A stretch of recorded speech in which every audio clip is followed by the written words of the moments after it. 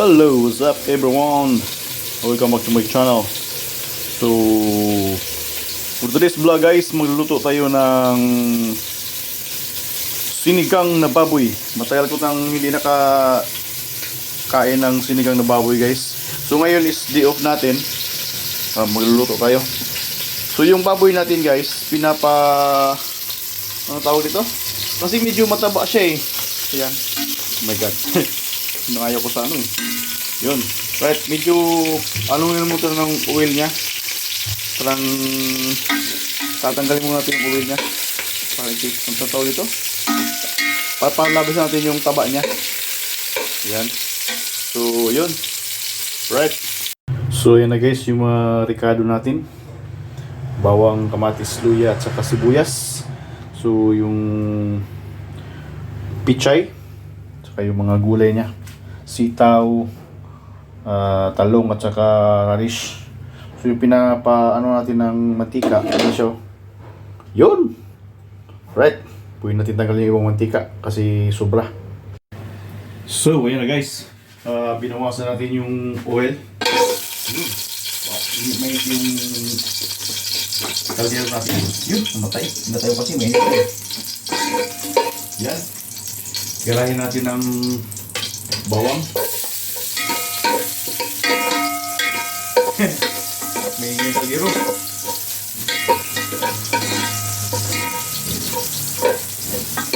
Ayun. Isunod natin yung ano. Luya. Sibuyas at luya. Right? Yun. First time ko mag-vlog dito sa bahay guys. Nang aking niluluto. Matagalin natin ang vlog ng luto guys. Ayan. So, ganito lang. Saka, halo natin yung kamatis. Yun. Ayan. Takto lang yung apoy. Medium height lang. Maingay kaldero, no? Maingay ating kaldero. Yun. So, yan.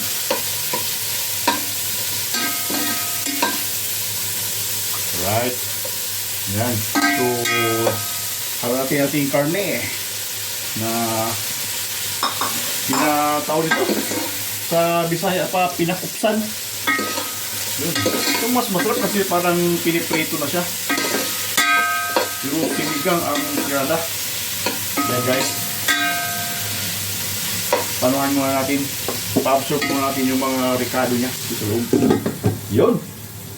Saka magpapakulo tayo ng tubig. Right? So, ayan. Parang, yun. Kunti na lang yung tubig. Bigyan natin ng pinakulo ang tubig sa ating thermos. Wow. Parang ano ang bilis ano. Hindi nga nag-diretso na. Tuloy-tuloy na yung ano yung kulo niya guys. Kasi mainit na yung tubig. Ayan, di ba? Yung diskarte sa pagluluto guys. Yan. Overload naman tong sinigang. Overload, DJ Jiban. Woo! Magpapasabak naman tayo sa kain natin guys. Ngayon. Pero hindi tayo nag-breakfast. Nagkape lang tayo kanina. Sigurado ubos ang kain. Yan o. Di ba? Tuloy-tuloy na yung kulo niya guys. Kaya no. Parang yun. Tama-tama lang yung sabaw. Huwag nating damihan. Para mas masarap. Right. So ayan guys. Dahil malambot na yung karne natin. Dati natin kasi tinanggal yung di ba? Yung oil niya. Nalagay tayo ng ng radish. Mas madaling maluto yung, mas matagal maluto yung radish ata kaysa kaysa sitaw. Ayan. Lagyan tayo ng radish guys. Saka yun. Maglalagay na tayo ng asin. Para mamaya alam natin yung timplada.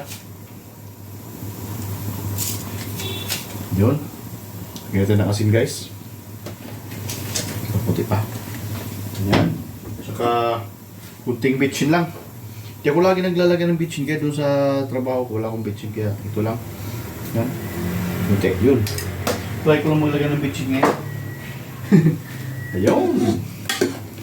So, gulay, radish muna. Right? So, yan guys. Medyo sakto-sakto na. Ihalo natin yung ano, sitaw at talong. Yan. Sitaw at talong. Ayun. Right. Pagkatapos, ihalo natin itong no, espada, sili. Yan. Tuloy-tuloy na yung ano natin, yun. Parang takam na ako ah. Yun, overload yung sinigang natin guys. Yan. Yun. So may ano pa tayo, may pichay. Ihalo na natin itong ano, sinigang mix. You know, sinigang sampalok. Kunti lang to guys. Naubos na pala nila. Pero may dagdag natin para may dagdag tayong pang asim nito. Halo natin to. Yun. So yan. Sinigang sa gabi. Baboy. Sinigang baboy sa gabi.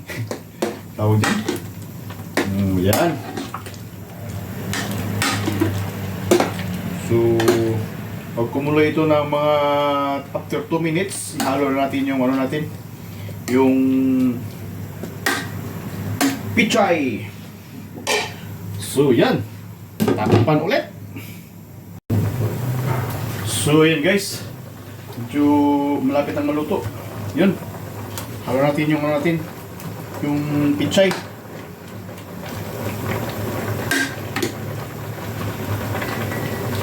Ayan. Solve na ito. Saka medyo kulang sa asin guys. Ito yung sinabi ko sa inyo.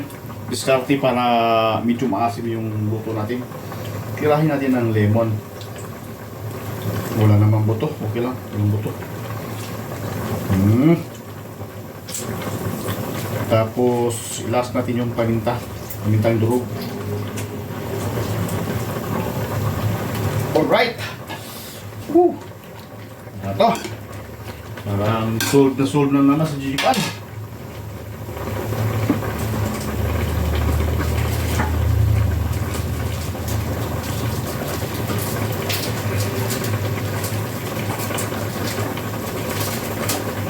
So yan guys.